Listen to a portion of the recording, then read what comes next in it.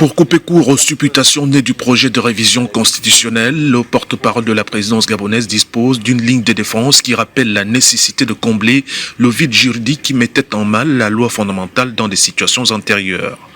Alors pour lui, l'urgence est d'assurer la continuité de l'État en cas d'indisponibilité temporaire ou définitive du président de la République. Le gouvernement doit continuer de travailler. Et le chef du gouvernement, c'est le Premier ministre. Donc le Premier ministre doit continuer de mener l'action gouvernementale. Et ne peut pas mener l'action gouvernementale en étant dans ce collège de décideurs. À cette clarification, il faut ajouter des précisions sur l'intention d'une succession au sommet de l'État au profit de l'actuel coordonnateur général des affaires présidentielles.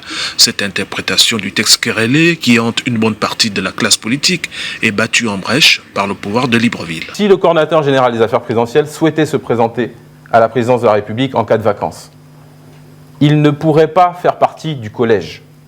Les 3 membres du collège décideur, président de l'Assemblée nationale, président du Sénat, ministre de la Défense nationale, ne peuvent pas se présenter à l'élection présidentielle.